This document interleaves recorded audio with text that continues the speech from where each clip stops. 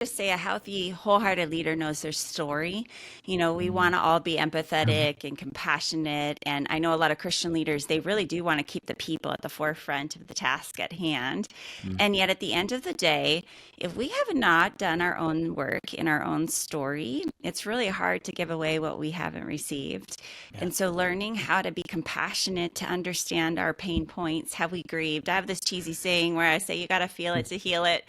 And if you've not felt it and you haven't really worked through your parents' divorce, I mean, anybody can speak from a pulpit and share their testimony in 3 minutes, but have you really taken time to look under the hood and really see the impact of the different parts of your story? And when you've done that, man, watch out. Those leaders who have done their work in their own story really know how to meet people where they're at. They see people differently. And you'll do a better job of attuning to your mind, to your body, to your heart and your soul. What's going on, everybody? Welcome to the Built Different podcast. My name is Zach Clinton. I'll be your host, and as we continue to grow, I'll have friends joining me each week to interview some of the leading experts in the fields of motivational speaking, mental health, ministry, and even sports. Our goal is to instill hope, encouragement, and motivation in and through your life today. And our prayer is that after each episode, you'd be more equipped and encouraged to look, love, and live more like Christ from the inside out. That's our definition of what it means to be built different. So I hope you're ready. You better buckle up. Let's roll.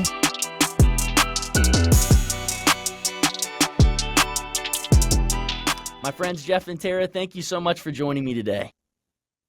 So good to be here. Yeah, thanks, Zach, for having us. Really looking forward to our time together today, my friends. You know, as we begin, something that we're very incredibly passionate about here at AACC is obviously mental health. May being National Mental Health Awareness Month, it's a time where we can have open dialogue and open discussion around not just the challenges and the issues and the disorders that individuals face on a daily basis, but also things such as flourishing, things such as resilience, what it actually means to be mentally healthy. My friends, you guys know this more than most, is that we are in a mental health disaster. A lot of things, right? Addiction, anxiety, depression, suicide, everything's on the rise. But this is a great month to have these types of conversations. Terra, to you personally, what does May being National Mental Health Awareness Month mean to you? It's just an amazing time right now to be able to talk so freely.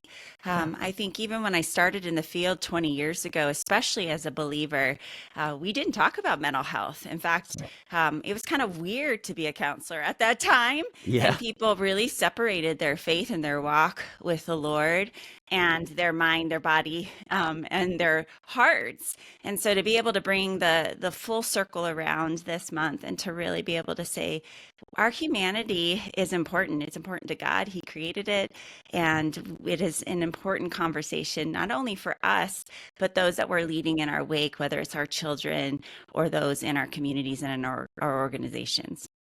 I appreciate the heart that you guys have, not just for mental health care, but for ministry in general. I think we've had lots of conversations, even on the podcast, where we talk about, mental health for kids, mental health for the next gen, mental health for moms, mental health for dads.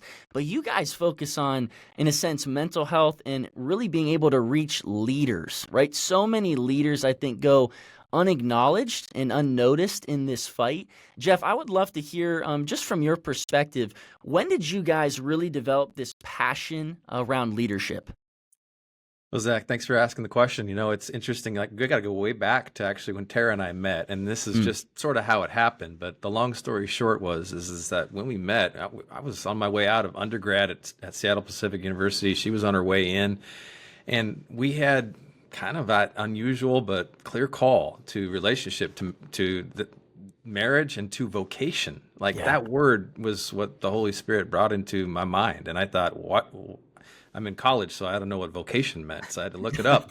But that we would be doing something together. And so that began like a puzzle, right? A lot of puzzle pieces put together over a lot of years. Of course, we did get married, and we were just waiting on God and looking as we were trying to respond to the things, that little puzzle pieces that made sense to us.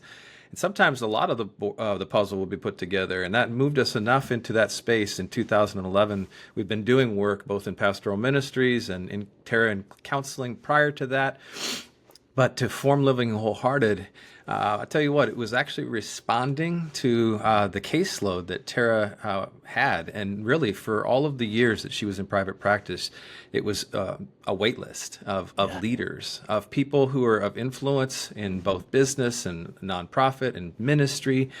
A lot of leaders. And we weren't chasing that. That wasn't a demographic that we were like chasing, but we were responding. So when we formed Living Wholehearted, helping leaders live with integrity, it was out of a response to who God was bringing. And and that just began really the journey, the clarity and the focus to be supporting leaders.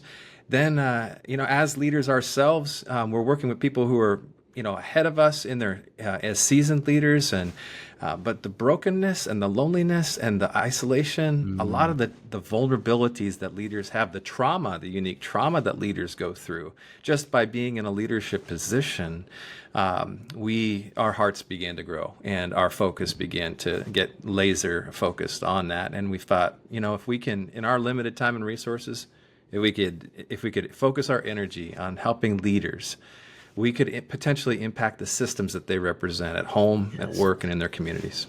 It's so good. I love your ministry, Living Wholehearted, helping leaders live with integrity. And, as Jeff's bragging on you, Tara, for a second, I want to know, you being on the front lines and really just continuing to help just leaders in general, that caseload, you saw the needs. As you're walking alongside of leaders, whether it be pastors, whether it be moms and dads, relationship type of stuff, what are some of the biggest needs, but also what are some of the biggest challenges that you feel like leaders are up against, especially in our day and age and in our culture and society today? Yeah, it's actually the mixed messages. The load that leaders carry. We've connected the dot between trauma survivors, and if you read through Dr. Vanderkolk's list of responses to trauma, and you read through a list of a high capacity leader, they're the exact same criteria for both. An ability to hold high intensity, to be able to dissociate from your emotions and your own needs because the wake of people's needs around you are so high. And so the more intensity we've experienced in our stories, the more we're capable of leaning into higher stress and juggling lots of balls. Well, it works great for us in our 20s and our 30s, but eventually we would start to crack, right? That's in right. our 40s and 50s. And those would be the ones that would show up in my office when their marriages couldn't hold the weight of leadership anymore. The demands of everyone's expectations, the demands of our own expectations. And I think a key piece, even I'll just speak to my own story, is being able to do certain things, being capable, as many leaders are. I was on a fast track to leadership. People were always putting me in leadership roles and giving me opportunities, which was a beautiful thing. And yet nobody really asked me about my story. Yeah. Nobody really asked me, how are you doing? And I started learning across the years of working in ministry and in private practice that, again, we're the ones responding to the needs of everybody else. But very few actually asked the leader, how are you doing? How did this impact you? And we just saw that amplified even more during COVID when all the leaders were coming to try to help the wake of the greater body. I think it's powerful that you guys are kind of mentioning what you're referencing there, Tara, is you guys talk about how leadership is almost like a coping skill when there's unresolved trauma, right? And when there's those narratives that we've gone through, we've all experienced these things in our life. And I would love to unpack that a little bit more. When you guys talk about leadership being that coping skill, what does that really look like? And how do you see leaders pressing into it and kind of shrugging off some of their trauma from the past and just diving into these high stress, high pressure kind of environments and atmospheres just to get rid of some of the old narratives? What's that look like, Jeff? Well, I can start. I know Tara's got some thoughts on this too, but it's kind of a clever way that we respond, right? Generally, humans respond to trauma in their story. Trauma, we use Vanderkolk's definition, anything out of the ordinary that leaves a person feeling a sense of helplessness or powerlessness. So that means that trauma is much more normative and common all around us than a lot of people ever thought or would think, right? Oftentimes people think that it's just reserved for those that are like coming back from post-war scenarios or first responders. No. It's anything out of the ordinary that leaves a person feeling a sense of powerlessness or helplessness. And so Vanderkolk talks about people going one of two directions, and we just really identify with this as well. Either that achiever route as a coping strategy, like you're describing, right? Or the victimization space. And it doesn't mean that achievers don't play the victim in different scenarios, because that can happen too. But most leaders that you know and that we know chose the achiever route. And they chose that because, oftentimes early in their stories, it feels good to achieve, to be seen, to be recognized, to be noticed, to be loved, to be affirmed, and can become kind of addictive in that way. It's a clever place where leaders can get away from their trauma if they're not working through it, right? And society celebrates achievement and performance. There's nothing wrong with achieving and performing, but there is something wrong with that if you're doing that to run from something or to bury something or to try to get something in the past away from you. It catches up with you, Zach. And we just basically say that we try to help leaders, whether we're talking about in business or organizational settings, in the personal side of things, in the workspace, wherever they might be, get their baggage down to carry-on size. So that's the goal, right? I don't think that we can ever get rid of all of our traumas, our baggage, if you will. I think God, he let the Apostle Paul have the thorn in his side, what that might have been. He didn't take it from him, lest we start thinking that we're God ourselves. And he loves us too much to think too highly of ourselves in that way, and our need for each other. So leaders, they have an intensity for hard. They can do hard better than others. There is it's sort of a self-perpetuating cycle, right? Of being able to just chase the next. We get dopamine hits when we're seen and experience performance, and we perform. But man, you can start turning into that dancing monkey, that just performs for everybody and can't stop even if you wanted to, and hate that you have to perform or feel that way. In ministry settings, it adds a whole other layer, right? Because now I'm representing God in some way, and the vulnerabilities to start believing too much about that, and incorrect thoughts and beliefs about that abound, and adds a whole other layer for leaders when they are operating in a vocational ministry setting of some sort. So, Tara, I'll let you take it from there. Yeah. Well, I'm thinking about a scenario, and this might touch on some listener's story, but I think about the oldest child, the 4 children. Mom loves Jesus, going to church, and trying her best to raise a family. Her husband goes to church, but he's actually an alcoholic, and they're living a duplicit life. The oldest son is trying to help mom, has compassion, and he's the football quarterback star. He ends up being elected class president. He's getting straight A's. Everybody adores him. He gets homecoming king, and everybody's in awe of this kid because he can hold all the ball. And then he comes home and he's really trying to protect his siblings, making sure that everybody keeps dad happy. And they're working around this alcoholic system, which means we don't talk, we don't feel, and we don't trust. So in his home life, he's learning that duplicity. It feels really good out in his public life. And we glorify these stories from the pulpit and on TV and in media, where we call those the overcomer stories. You had this really hard situation, but look at the amazing life that you've led. And again, nowhere along the way does this kid get a chance to really process the pain of his story and what that's like. So he would be the performer, the way of coping with his pain and emotions. Again, it feels good to be seen and to accomplish. And in all of those environments, especially in the sports environment where, no pain, no gain, he knows how to push past pain in order to gain. And sometimes we confuse an injury with sore muscles, and those of us with higher levels of childhood trauma end up pushing past those way further than those that are in healthier systems that honor our human needs, who listen to when we're tired, to when we're sad, to when we need to slow down and take a break. But in unhealthy systems, we just push, which produces a pretty high, impressive leader at the end of the day. It's so good, you guys, both of you. Very well said, because what's coming to mind for me is that idea of achievement pressure, where we place such an emphasis on ourselves, like you're talking about, to perform. We almost begin to believe that our value and our worth and our identity is attached to our performance. And we struggle with this concept of, things in the past, like you're talking about, if we're not trying to work through them, then we'll try to run from them, and we'll try to get some of these dopamine hits. We'll try to get some of these leadership roles, and we'll try to cope in a sense, all the wrong ways. But then what happens when we can't level up? We can't reach the expectation. We can't reach the standard, right? Not only of ourselves, but of what we believe people are expecting of us. That's where we come crashing down, and it's a miserable thing. And I love what you guys write about. You have a book that's titled Shrinking the Integrity Gap Between What Leaders Preach and Live. And I want to start there by asking, about integrity, the concept of integrity. I don't think people really understand what it even means to be a man or a woman of integrity. So I'm going to start with that. Jeff, what does integrity mean to you guys? How would you define it? Yeah, so there's a lot of definitions that are out there. A lot of books have been written on integrity. For us, we really felt like this was how we wanted to say it. We wanted to say that integrity is where all the parts of our lives, right? Our heart, our soul, our mind, our bodies, our relationships, that they're all moving in a congruent and hopefully for us, a God-designed direction, right? A God-orientated direction.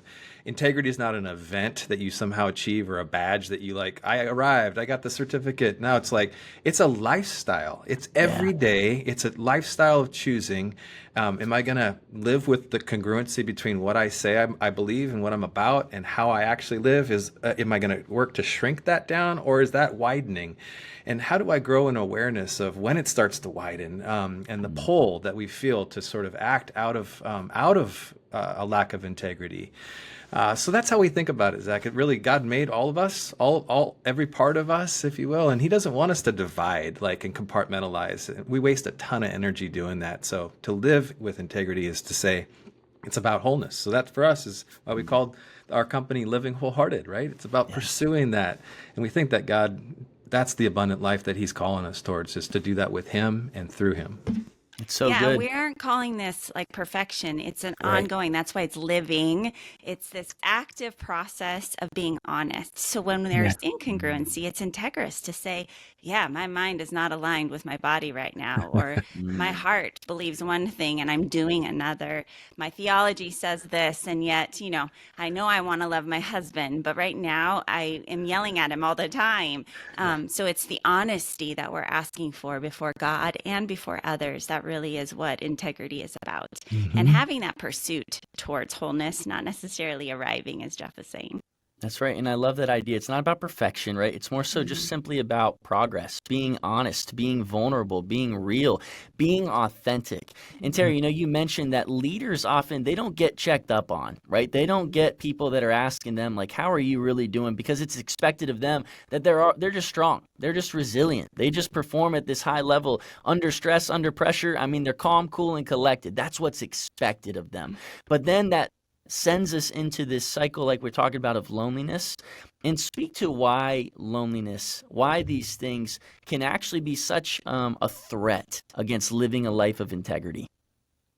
I think it's the number one way that the enemy goes after us. You see it on every aspect, and it's why even right now in a digital age where we're more connected than ever before, that loneliness is at higher rates, because we're made for human connection. Even just from a child development standpoint and attachment, I'm so sad for so many babies and children, as they're in the old days, we would spend time cooing and looking our babies in the eye, but now moms and dads are distracted on their phones. While they're, pushing the stroller with their foot.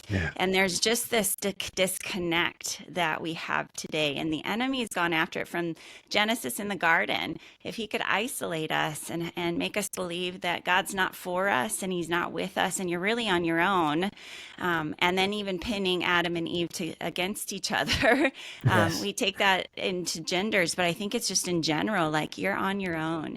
And a lot of leaders, I have heard this voice in my own head and in my own story, is that it's up to me. At the end of the day, it's up to me. Who else is going to make it happen? Nobody else is saying yes, so it's up to me. And the enemy just loves to take that into the higher levels of responsibility we have, the more confidentiality we have, the more stress and decision fatigue we have, and it gets lonelier just by sheer ability for people to understand and to relate. So the higher levels of leadership, the more intentional we have to be about inviting people in and taking off the hat of boss and leader and being able to just be Terra and being able to let other people in. But we have to choose that. We have to actually invite others. It's really hard to be pursued in the way that our communities are set up today than it would have been decades ago. It's so good, just hearing you guys talk about, again, placing such an emphasis on just being known, right? That's what you guys are really mentioning here. I want people to be known exactly with where they're at. And, in culture and society, we've seen, even in the faith, we've seen heroes of the faith, that there have been things that have been exposed, right? Where like they're on a stage and they're able to give this messaging and they're incredibly gifted and talented in, their pursuits of what God has called and entrusted them to. But then their backstage life, right, isn't so in order because they're struggling with things. And to be honest with you, when we don't feel known by people or we don't feel loved and appreciated by them, then we start reaching for other things, right? To just numb or to anesthetize the pain, to find relief, especially as a leader when you don't feel like you can find it anywhere else. Jeff, how do we help leaders begin to actually understand, like, hey, you need to be known. You need these things in your life. You don't have to be reaching behind closed doors. You can live a congruent life backstage and front stage. What does that look like for a leader out there listening today who says, I feel like a hypocrite because I don't feel like I'm living out what I'm preaching? Yeah. Thank you, Zach, for asking that. That's the truth. That's how so many leaders feel in the faith and those that don't know Christ yet that we work with at Living Wholehearted. And it's just, being known. We lean into Dr. Kurt Thompson's work on this, right? Just he indicates that just the greatest underlying need as humans have that the neuroscience supports is being known. And that is so powerful. So to us, honestly, as we get into our client engagements, whether it's individual and executive coaching or even organizationally, and we're working, in lots of people, if you will, we're always thinking about that. I think that's what the master did. I think that's what the greatest trauma-informed counselor of all time, Jesus Christ, the reigning champ, did. That's right. He saw people and knew people the best. And so how can we be like him? You got to listen. You got to make space that's safe for people so that, and there's wisdom, right? In having as a leader to have relationships where you can be, as Terra just described, you can be Jeff, you could be Terra, you could be Zach, but that's not always the case in your organization, right? There's wisdom about having some relationships outside of your organization or your business where your livelihood and their livelihoods are attached. Where there's freedom, right, to unpack that. In the organization, I'm not advocating for not being known, but I'm just simply saying that as a leader, there's wisdom as to how you create access to your person, to people that you oversee or whose livelihood is attached to the relationship. There's power dynamics there that are be mindful of and a good steward of. Yeah, to get to it, it's just number one, it's providing a safe space. So, we say healthy people get help. That's what healthy people do, right? And if you got a broken arm, you go see a physician to get that thing reset, get cast. The things that are going on inside our hearts and our minds and our bodies aren't as obvious in many cases. But man, if you're feeling that pull, that sense of duplicity, that sense of, I feel like a hypocrite, man, check in with a great trauma-informed Christian counselor, somebody, a coach or a pastor, somebody you trust that can begin that journey of helping you to be known. You begin to unpack the dynamics that are going on there in a way that's safe. And there's other steps that you can take, but that's a really big part of it. Also having those friendships, right? Even just 1 to 3 other friendships that are outside of who you are at work or who you are in the spotlight.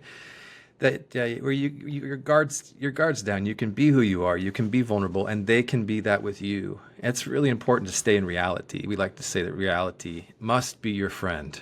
Yeah, that's right. And that can start getting really funky, man. Especially as you climb in influence and in power and authority, no matter what your role is, that you can start getting into different realities. You need to stay in reality and you need to get help because that's what healthy people do, to stay the course so that they can help others stay healthy.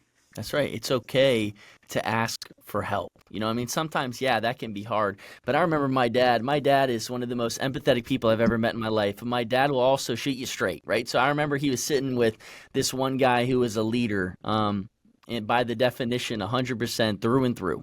And he looked at this guy who was living a very lonely life. And he said, man, can I be real with you? You're just not that good.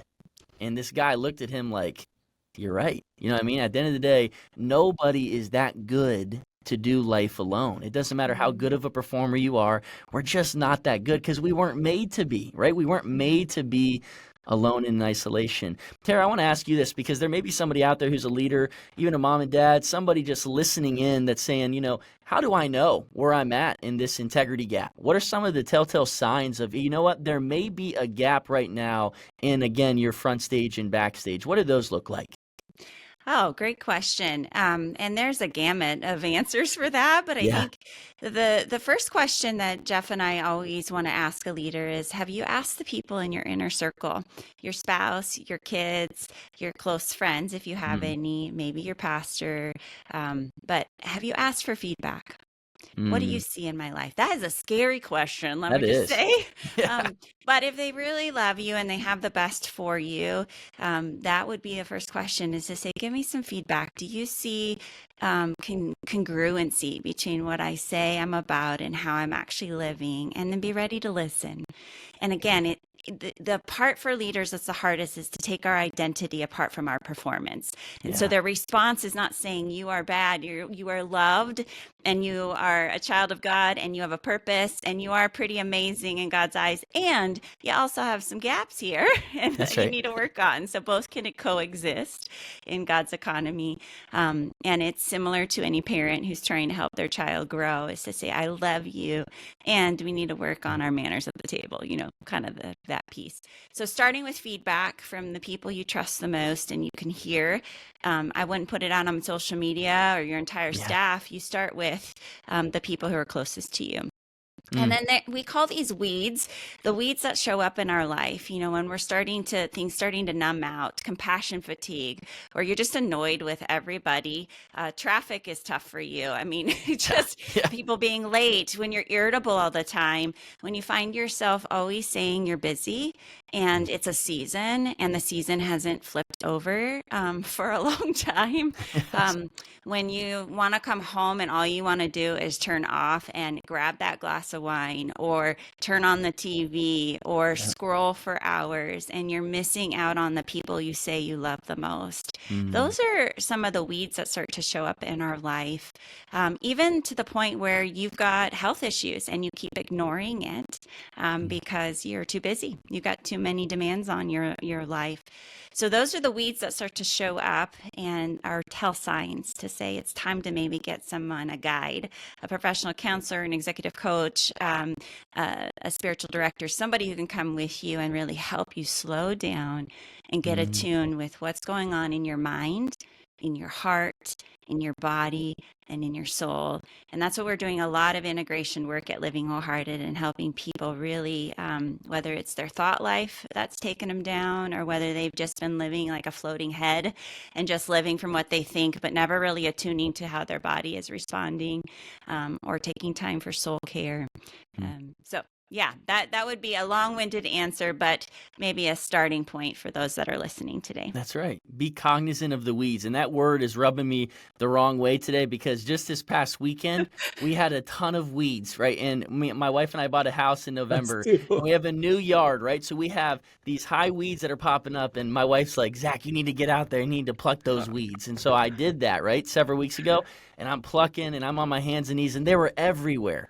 And then I recognize, a couple of days later, they're popping up again. And so it's going to take some time. And it taught me a simplistic lesson and principle, which is, you may be picking weeds, but they may pop up in other areas of your life. And just be aware, as Tara's saying, of where these weeds are. And let's try to get rid of them in their entirety, right? Not just one by one, but let's go everything that we can possibly do and put forth that effort. You guys, we've talked about all these different things. We talked about how to really press into community, be authentic, live vulnerably. We've talked about asking for feedback. But I kind of, as we wrap up our conversation a little bit, kind of nearing the end, I want to ask about some healthy leadership habits for wholehearted leadership that you guys have recognized in working with leaders, maybe even that you guys try to practice in your own personal lives. I'll start with you, Jeff, and then I'd love to hear from you as well, Terra.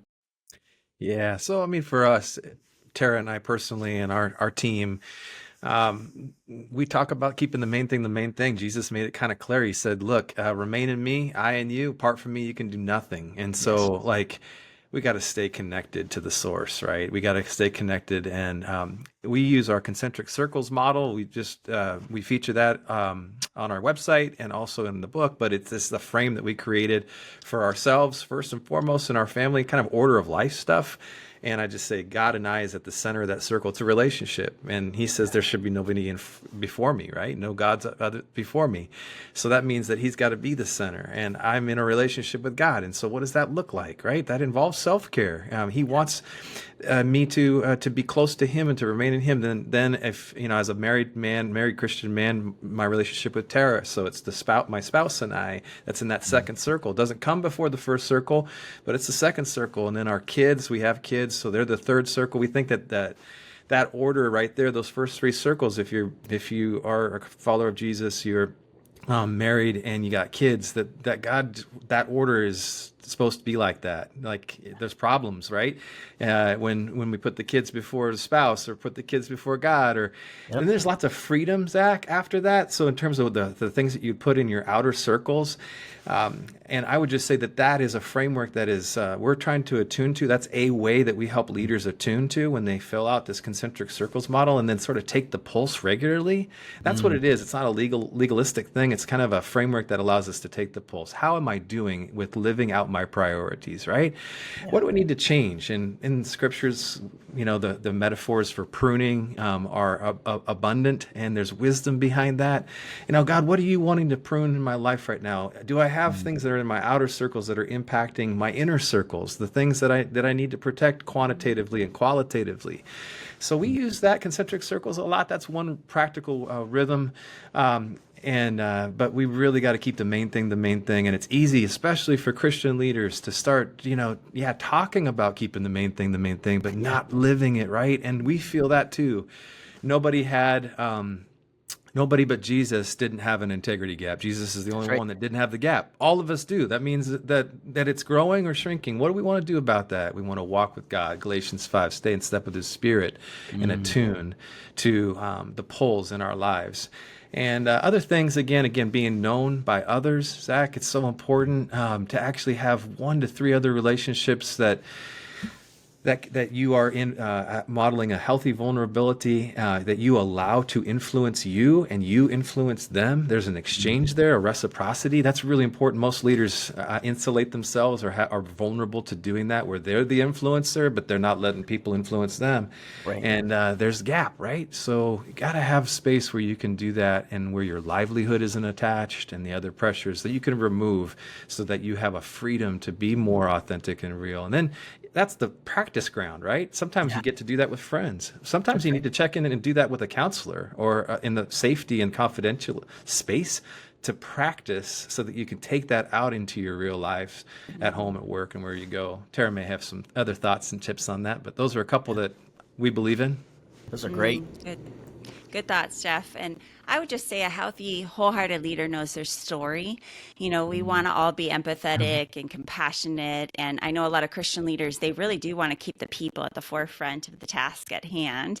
And yet at the end of the day, if we have not done our own work in our own story, it's really hard to give away what we haven't received. And so learning how to be compassionate, to understand our pain points, have we grieved? I have this cheesy saying where I say, you got to feel it to heal it. And if you've not felt it and you haven't really worked through your parents' divorce. I mean, anybody can speak from a pulpit and share their testimony in 3 minutes, but have you really taken time to look under the hood and really see the impact of the different parts of your story? And when you've done that, man, watch out. Those leaders who have done their work in their own story really know how to meet people where they're at. They see people differently. And you'll do a better job of attuning to your mind, to your body, to your heart, and your soul. So wholehearted leaders know how to ask for help. They know how to receive feedback and have learned to separate their identity from their performance. And then the last piece that I would say is we learn to attune to our human needs. We aren't superwoman or superman, to your dad's point, to that gentleman who's like, you're not that good.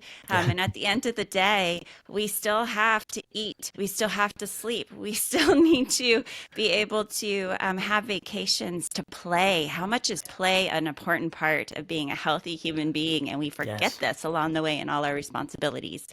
So a healthy leader, a lot of what we're learning is going, what are my needs? And then how do I actually take care of them? Because different than a child that waits for mommy or daddy to make them a peanut butter and jelly sandwich, adults say, I'm hungry, it's time to eat, and I go make myself a sandwich instead of just waiting for everybody else to meet those needs, or getting to the part where I'm starving and now I'm hangry at everyone around me. And so those are some baselines of where we start, and the impact is enormous in the wake beneath us, whether, again, it's our children or those that lead in our organizations. Hey, So Zach, many. I was just going to say, man, a lot of leaders will ask us, like, what's the point of having to look back? Like, what does my past have to do with anything with my present or my future for that matter? It doesn't. You know, we get that, right? Type A, and we work with some tough cookies, right? That think that they don't need any of this stuff. But man, we tell them it has everything to do with who they are right now and who they'll be. And so the looking back is to try to get that, know your story, get your trauma baggage down to carry on size so that you can actually be more available to actually love others and serve others. If you're not, what you or I could be vulnerable to do is to be using others to get our needs met in unhealthy ways. And we want to do less and less and less of that. And especially if you're a leader that espouses to love God and wants to be a great leader or a good employee or have the respect of your colleagues. Man, if you're espousing these are things that you're preaching. Like, how do we live that out? We got to do this work to close that gap. So that's the point of looking back and knowing your story. Gives anybody hope that wants to be the best leader that they can be, the best husband, wife, father, mother, friend, pastor, mentor. You gotta look back so you can be more available. Otherwise, you're actually doing that, where you're using others to get needs met in an unhealthy way. If we're really honest about that, and that's hard to swallow, but that's the motivation to do the hard work of looking back. That's exactly right, you guys. And I appreciate both of your perspectives, just being able to look back, to look under the hood, to understand your story, right?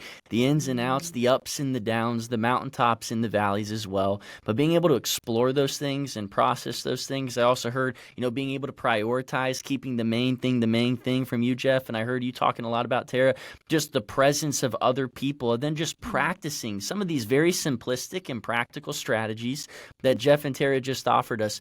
And my friends, as we kind of wrap up, how I love to close our podcast conversations is I always ask our guests to share just a pressing word that God has placed on their hearts for such a time as this. And so who I would really appreciate you speaking into today is the leader out there who, again, has heard everything, but maybe still just feels a little discouraged by that integrity gap that they're beginning to acknowledge and recognize in their own life.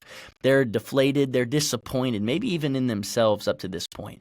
And I want you to speak into them and just give them one final word of just hope and encouragement and motivation that you would offer for them on the road forward. I'll start with you, Terra, and then we'll close with you, Jeff.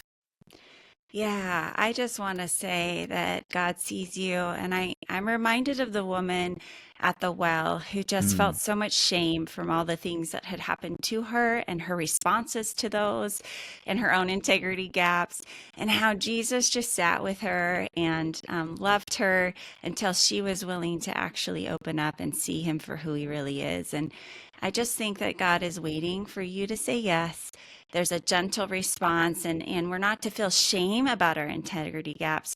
It's meant to be a conviction to step in toward and to say, He's here for us. You're not alone.